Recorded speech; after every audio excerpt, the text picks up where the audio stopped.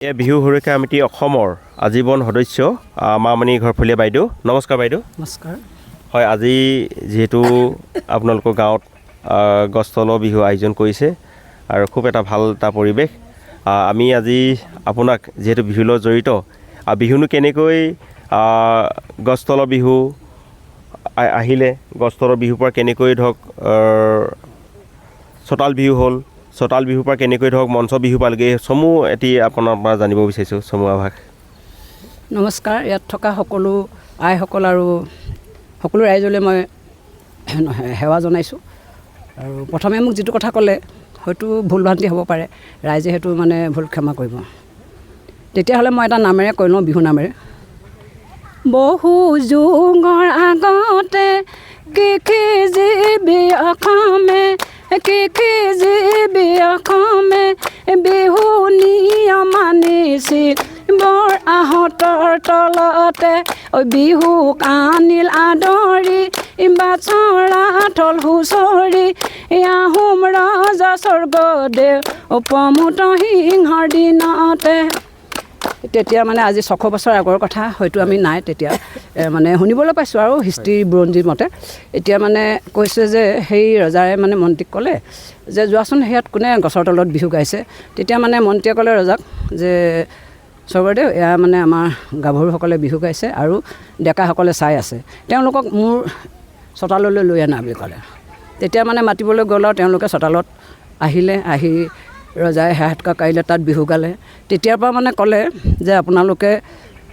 গছৰ তলত বিহু গাব নালাগে চোতালৰ বিহু গাব ক'লে সেই চোতালত বিহু গালে তাৰপৰা লাহেকৈ মানে চোতালৰ পৰা যে প্ৰতিযোগিতা হৈ গ'ল মঞ্চৰ ভিতৰত সোমালে সেইভাগে সেই বিহুটো এনেকৈ বুলি শুনিছোঁ হয়তো মানে মই নিজে কোৱা কথা নহয় বুৰঞ্জী মতেহে মই কৈছোঁ হয় ঠিক আছে আমাৰ বাইদেৱে ক'লে কেনেকৈনো গছতলৰ বিহুৰ পৰা চতাল বিহু পালেগৈ চতাল বিহুৰ পৰা কেনেকৈ মঞ্চ বিহু পালেগৈ সবিশেষ বাইদেৱে জনাইছে আমি বাইদেউৰ পৰা পুনৰ আমি বিহুগীত শুনিম যিহেতু প্ৰকৃতিৰ লগত আমাৰ খেতি জড়িত হৈ আছে হয়নে বাৰু বিহুৰ লগত আমাৰ ওতঃপ্ৰোত সম্পৰ্ক আছে আৰু প্ৰকৃতিৰ লগত প্ৰকৃতি সম্পৰ্কে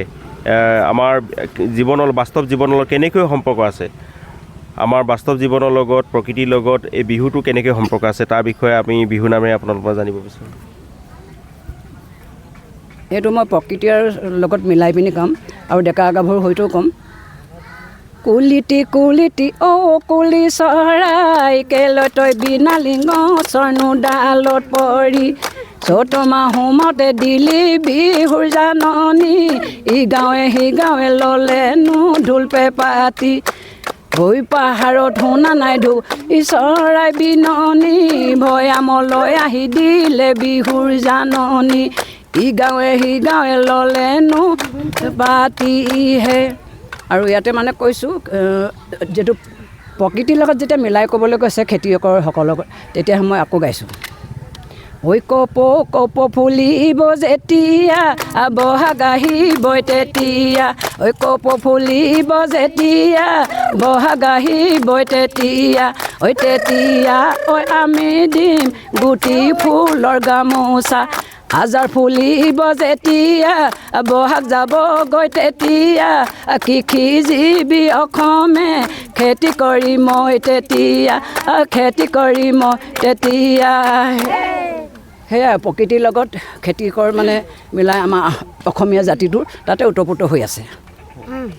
হয় বাইদেৱে ক'লে যিহেতু যেতিয়াই কপৌ ফুলে আমাৰ বহাগ আহে বুলি কৈছে আৰু যেতিয়াই আমাৰ আজাৰ ফুলি যেতিয়া সৰে তেতিয়াই আমাৰ কৃষিজীৱী ৰাইজে খেতিত ধৰে বিহু তেনেকৈ সামৰণি পৰে বুলি তেখেতে জনাইছে আৰু এইখিনিয়ে আপোনালোকক জনালোঁ লগতে আমি বাইদেউৰ পৰা পুনৰ বিহু নাম শুনিম ধৰক বাইদেউ এতিয়া ধৰক আপোনালোকে বিহু গাই আছে ইয়াত নহয় জানো এতিয়া বিহু গাই আছে কাষেদি ডেকা ল'ৰা গৈছে আপুনি কেনেকৈ জোকাৰিব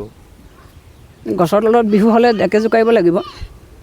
ঐ চাইকেলত যোৱাটো লং পেঞ্চোন মৰাটো লং পেঞ্চোন মৰাটো লং পেনে নোহোৱাই তোক ঐ গধূলি বজাৰৰ টেঙা বে এচিবি টেঙা বে এচিবি তেতিয়াহে খুৱাব তোক খুব জমনি বিহু খুব সুন্দৰকৈ বাইদেৱে উপস্থাপন কৰিছে। এটা কাটি দিয়া আকৌ ল'ম।